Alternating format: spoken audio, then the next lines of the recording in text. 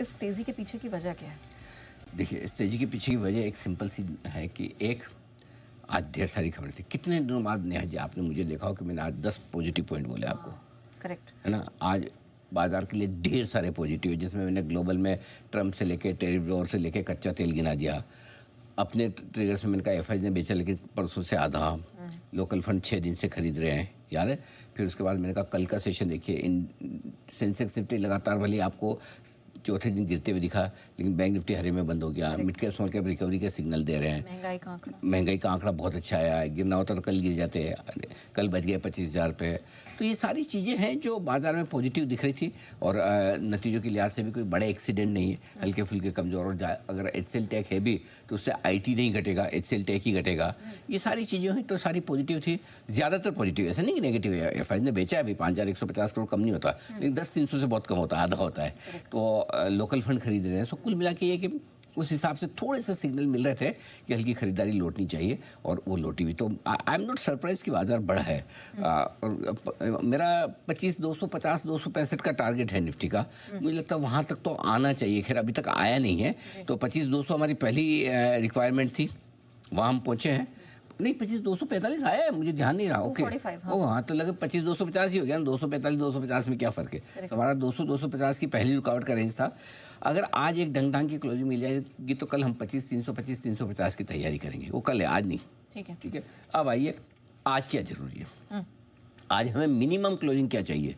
25,150, यहाँ से 30 पॉइंट नीचे तक की रिस्क, और इससे ज़्यादा नहीं। बैंक निफ्टी मिनिमम क्लोजिंग चाहिए 56,900, यहाँ से 60-70 पॉइंट ही नीचे। सो हम क्लोजिंग के लिहाज से उस लेवल के आसपास है, गला कटने के लेवल है। इससे नीचे है, इससे नीचे है तो फिर दिन भर बेकार हो गया, कुछ मतलब नहीं रहा। सवालों से 3.5 बेकार ही किया जो किया है। हाँ, मतलब कोई ऐसा वो फिर मज़ा ही नहीं है। ये तो मिनिमम चाहिए, लेकिन बढ़िया क्या है? बढ़िया है कि जब 25,350 के ऊपर क्लोजिंग मिलेगी निफ्टी पर, और 57,250 के ऊपर क्लोजिंग मिलेगी बैंक निफ्टी पे, तब मज़ा आएगा। तब क्या हम मानेंगे कि हमारा जो एक शॉर्ट टर्म का करेक्शन पूरा होना था 25,670 के आसपास से, और बैंक निफ्टी पर 57,625 के आसपास से, वो पूरा हो। अच्छा, उसके लिए दोनों क्लोजिंग चाहिए। ठीक है। तब ये मानेंगे कि 25,000 का जो नीचे था वो बॉटम था एक बार शॉर्ट टर्म के लिए। तब वो 56,600 का डबल बॉटम बनाया, वो बॉटम, वो कंफर्मेशन इन दो लेवल के ऊपर आएगी। वो आज नहीं होने वाला, कल हो, परसों हो, ना हो, कब हो पता नहीं, लेकिन ये दो लेवल इंपॉर्टेंट है। इसके नीचे जब तक हम ट्रेड कर रहे हैं क्लोजिंग बेसिस पे, तब तक हम खतरे में हैं। हाँ, तब तक हम खतरे से बाहर नहीं निकले हैं। तब तक नीचे का खतरा है, तब तक 25,000 इज नॉट सेफ।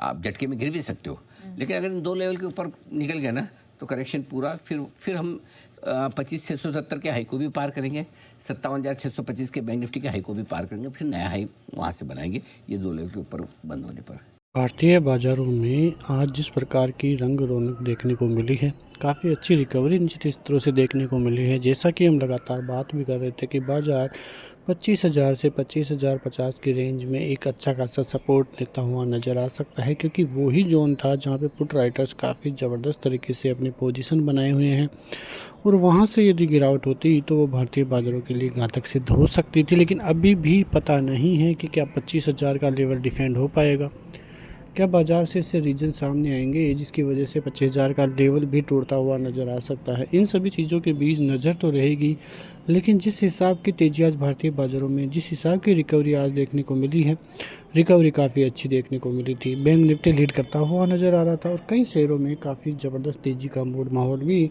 देखने को मिला है।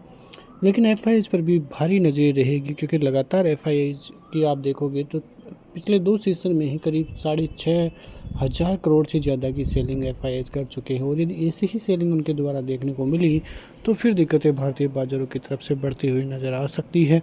आप देखोगे तो अगले कुछ सेशन के लिए भारतीय बाज़ारों में काफ़ी इम्पोर्टेंट जो है सेशन देखने को मिलेंगे, क्योंकि चाइनीज़ जीडीपी ग्रोथ रेट आती हुई दिखाई देगी। आज इंडस्ट्रियल प्रोडक्शन के आंकड़े भी वहाँ पे आते हुए दिखाई दिए हैं, जो कि आप नज़र रख सकते हैं। उसके अलावा इन्फ्लेशन रेट के नतीजे अमेरिकी बाज़ारों में देखने को मिले हैं, जहाँ पे पिछली बार 2.40 की इन्फ्लेशन थी, उससे थोड़ा सा बढ़ के जो एक्सपेक्टेड है वो 2.6 नज़र आ रहा है, और एक्चुअल 6 बजे के बाद ही जो है 8 बजे तक 11 बजे तक ये आंकड़े आते हुए दिखाई दे सकते हैं। उसके अलावा आप देखोगे तो चाइनीज़ बाज़ारों की जो इंडस्ट्रियल प्रोडक्शन के आंकड़े हैं वो 5.8 जो है प्रीवियसली थे, 5.6 का एक्सपेक्टेड था, लेकिन एक्चुअल में 6.8% का आता हुआ दिखाई दिया है। तो काफ़ी ज़बरदस्त वहाँ पे कुछ देखने को मिला है। वहीं जीडीपी 5.4 प्रीवियसली रहा था, 5.10 एक्सपेक्टेड था, लेकिन एक्चुअल एक्सपेक्टेशन से बढ़ के देखने को मिला है। तो वो पॉजिटिव खबर जो है चाइनीज़ बाज़ारों के लिए जो है देखने को मिली है।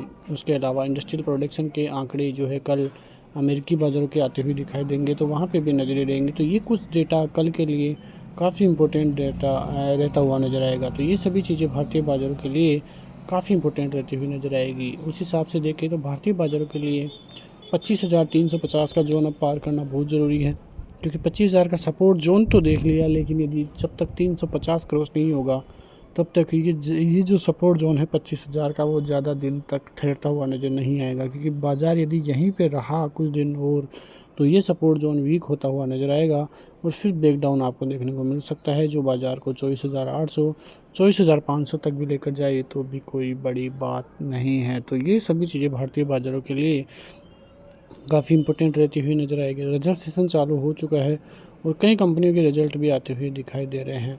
तो ये सभी इंपॉर्टेंट रहेगा भारतीय बाज़ारों के लिए रिजल्ट सेशन भी। मिलते हैं नेक्स्ट वीडियो में, तब तक के लिए जय हिंद।